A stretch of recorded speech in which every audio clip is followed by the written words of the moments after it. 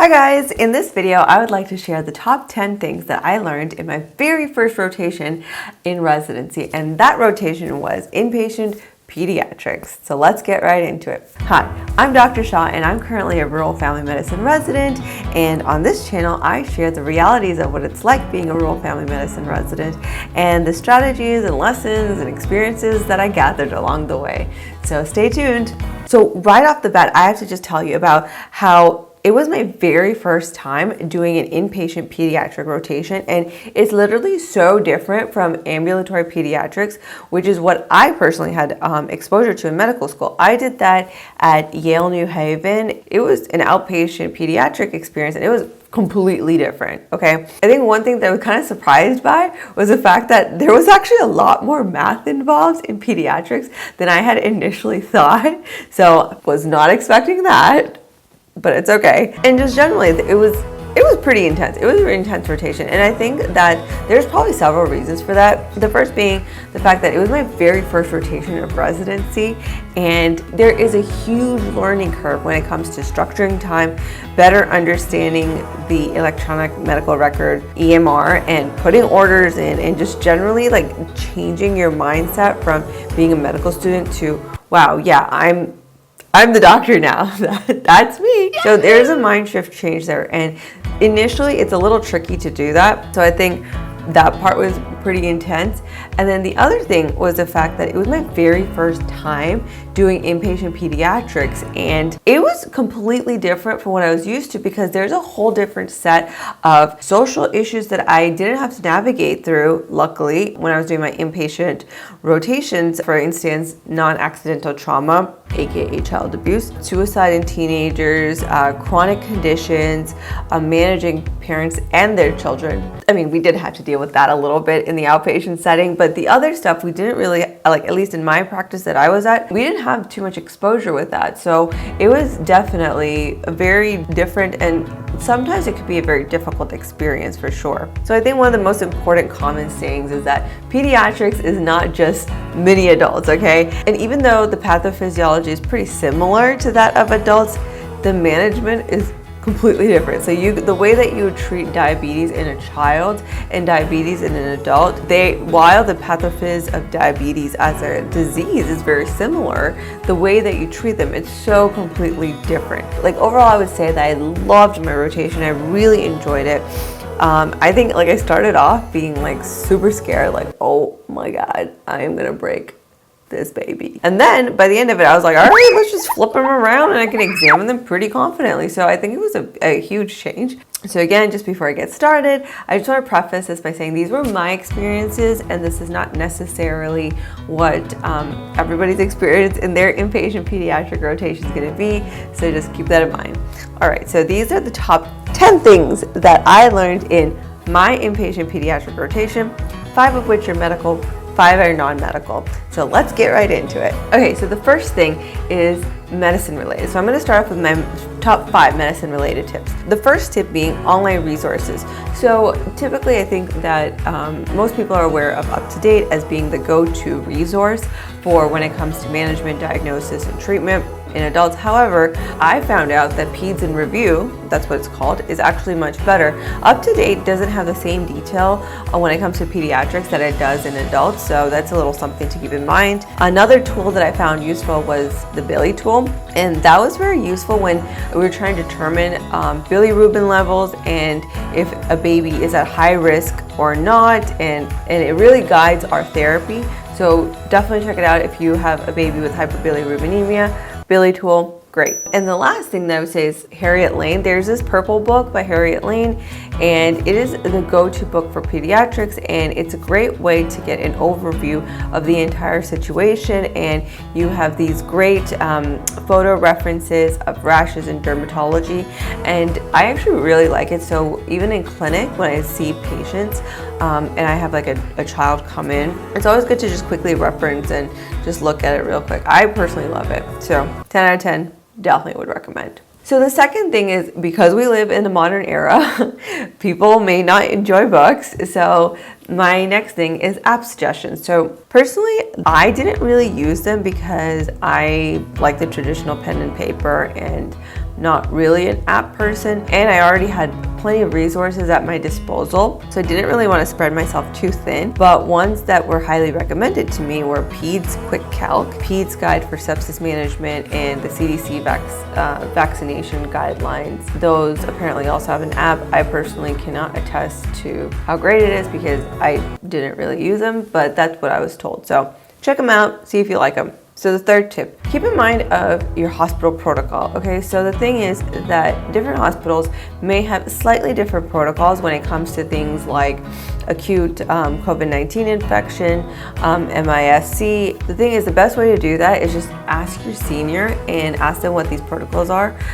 Like, at least at my institution, they have like these printed out in a binder that you could just quickly reference, and it makes it a hell of a lot easier to just keep track of everything, because even though the concept's pretty much the same, different hospitals may have just different protocols.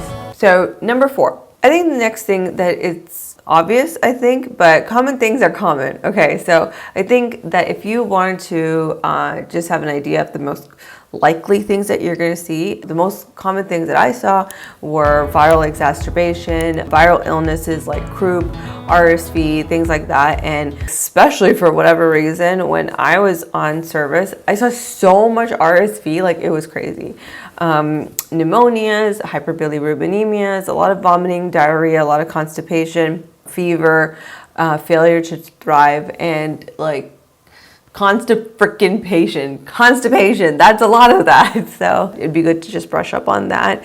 And unfortunately, I think some of the harder things that I saw were non-accidental traumas or neglect. I think that part for me was particularly difficult to deal with. If I'm honest, it literally did not get any easier as time went by. I know people say that things get easier with time. For me, it didn't. So I don't know, mileage may vary. Hopefully that's not the case for you. But for me, it did not get easier. So yeah, I just like mentioned those topics because I feel like, super type A like me, and get like, need to be prepared in order to feel confident. Those are some things that you could look up and just quickly brush up on and quickly review. So just so you feel more confident. By no means, you really don't have to. You'll learn along. Tip number 5, conversions and math. So unfortunately for me, I thought I was done with math. I was like, goodbye biostats, goodbye math. But yeah, that was definitely not the case. Okay, so for your babies, for us, we had to calculate the urine output in cc's per kilogram per hour. So make sure you do that. Normally you have 1 cc per kilogram per hour, so it's important to be mindful of that and see if your baby is producing enough urine output to what you would expect the baby to produce. When it comes to feeding, it should be reported in cc's per kilogram per day, at least at my institution. And normally it's typically normal to have between 120 to 140 kilocalories per kilogram. Again, these numbers can vary based on the age group. I'm just saying that the general principle is that be aware of what the normal input and output is for the age group that you're seeing, and be mindful of the fact that, like, hey, is my baby or is my patient producing the amount that it's supposed to produce? Are they having as much intake as they're supposed to have? And if not, figure out why. So yeah, just in line with that, you should definitely look up and screenshot the different ranges for the different vital signs, because I think that's one of the trickiest thing about pediatrics is that different age groups have different parameters for which is normal, and it's very important that you don't mix them up so that you can accurately assess whatever you need to assess. Typically at my institution, medications are usually milligrams per kilogram, and they're mostly in liquids, so make sure you know your conversions. And if you're like me and you don't like math, just take a look at PD Quick Calc, and that's supposed to help. All right, so now we're going to talk about the top 5 non-medical tips. Okay, so the first thing that I learned, and I think this is really pertinent because this was my very first rotation of residency, so now, like 6 months in, it's a little different, but I'm just like talking about what my experience and what the lessons I learned in my first month of like my first real block of residency. Okay, so the first thing is be organized. I think that's like one of the hardest things to do as a new intern is to figure out what your system is, and it's really important to have a system because it's very easy to have things fall through the cracks, and you need to stay on top of your tasks. And in order to do that, you need to have a system, because it's very easy to get overwhelmed and there's a lot of moving pieces and you need to keep track of everything. So yeah, so I used Online Meta. They have this great H&P minor that I thought was useful. So I got a like black letter book, and then I organized it the way that they taught us, and I did make modifications based on like my personal workflow, but I did start off with that. So just take a look if that's something that you want to take a look at. The second non-medical thing is take accountability, okay? So these are your patients and you have to make sure that you do right by them. I mean, the thing is that if you don't know something, it's okay. You don't have to know everything. But what you do have to know is how to get the answer, and that is our responsibility. Our responsibility is not to know everything, but it is our responsibility to find someone who does know the thing that you don't know, that can help you get the answers to the things that you don't know. So bottom line, you should know, you know?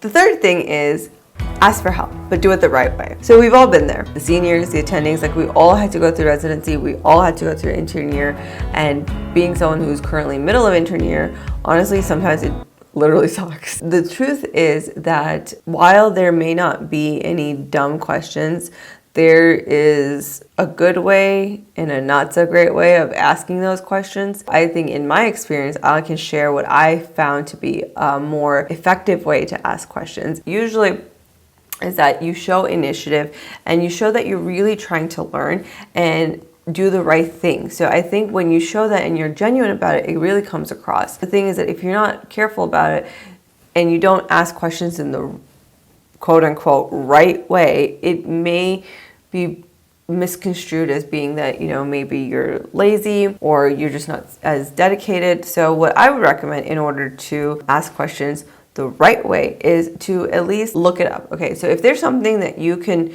find on UpToDate or just by a quick, simple search, then do that first. And if you have done that and you still don't have the answer that you're looking for, or there's still some measure of confusion, then go to your senior or your attendant, because then you could say like, hey, you know, I'm a little confused about this. I know that we could do this, but we're still doing this. So can you explain me what the parameters are or what the conditions are to do this instead of this? So that way it looks as if, not looks, but it shows that you have thought about it. You have a thought process. You've tried to find the answers and you couldn't. So it's more engaging. So all that to say, ask questions, but ask questions the right way. Fourth tip is smile. That's really important. These kiddos are scared, okay? The parents are scared. This is literally the hardest time in their life. And I think that part of being in pediatrics is that you need to make things less scary and more fun. I think like one of the cutest things is like one of my co-interns actually had this like pen light and it looked like a little shark. Like, so he had one that was like a shark and then another one that was like a dog. And it was like the cutest thing ever because the kiddos, they just loved it. It was like fun. It looked like a little toy. So they were more willing to like sit still and properly when you're trying to examine them because you can entice them. But yeah, just trying to make it fun. These kids are scared. The parents are scared. It's a crappy situation. You want to make it as lighthearted and as fun as possible. And on that note, number 5, you are the doctor, okay? And I can say from personal experience, this is one I struggled with a lot, and I think that was my biggest feedback on this rotation was that you're the doctor, not the medical student. And I think like that's pretty normal. I feel like a lot of people that I've talked to, like my co-interns, have heard the same thing. And it goes back to that mind shift aspect that I was saying, is that I think one of the most difficult parts is switching from being a medical student to the doctor. So I just had to keep reminding myself, you are the doctor. With that comes all of the responsibility and joy and privilege, and it's all yours, but you have to take it all as a bundle. So yeah, those are my top 10 things that I learned in my very first rotation in inpatient pediatrics. Hope you enjoyed that. See you in the next one.